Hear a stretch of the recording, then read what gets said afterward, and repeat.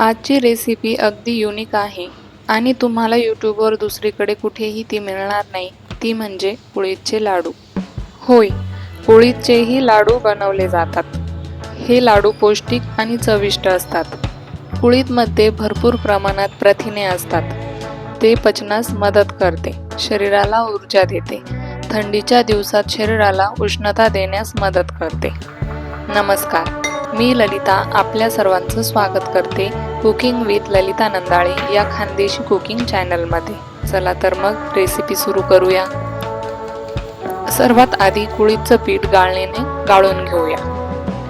मी इथे 2 वाटी पीठ घेतलेलं आहे. हे पीठ एका कढाईमध्ये भाजून घेऊया. पीठ मंद आचेवर 7 ते 8 मिनिट भाजून घ्यायचं, म्हणजे ते चांगलं खमंग भाजलं जातं आणि उग्र वास येत नाही. पीठ जास्त लाल होऊ द्यायचं नाही, नाहीतर लाडू कडसर होतात. पीठ भाजून झालेलं आहे. आता ते साईडला एका भांड्यात काढून घेऊ. 2 वाटी पिठासाठी 10 ते 12 बदाम खलबत्त्यामध्ये बारीक करून घेऊया. मी बदाम अर्धवट बारीक करत आहे. तुम्ही आवडीप्रमाणे पूर्ण बारीक करू शकता.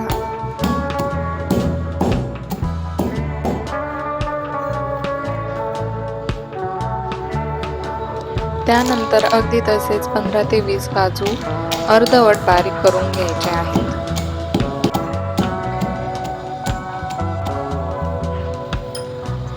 तसेच 8 ते 10 वेलदोडेही बारीक करून घेऊ. पिठाचा उग्र वास तुम्हाला सहन होत नसेल तर तुम्ही वेलदोडेचं प्रमाण वाढवू शकता. वेलदोडे बारीक करताना त्यांची टरफलं काढून घ्यायची आहेत.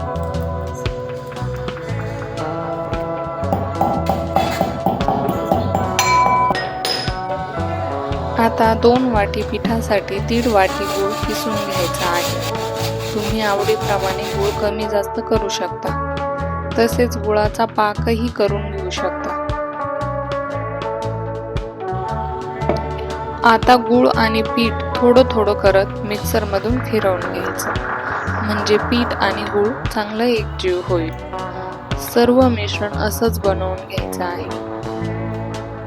त्यानंतर ते सर्व मिश्रण एका मोठ्या भांड्यात काढून घ्यायचं. त्यात ते बारीक केलेले वेलदोडे घालून घ्यायचे.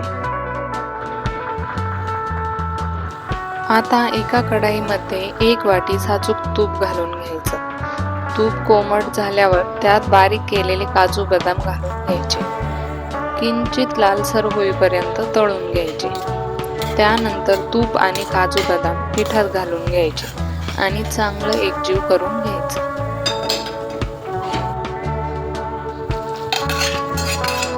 गरम गरम मिश्रणाचे लाडू वाळणं सोयीस्कर होतं, म्हणून मिश्रण गरम गरम असतानाच लाडू वाळायला घ्यायचे.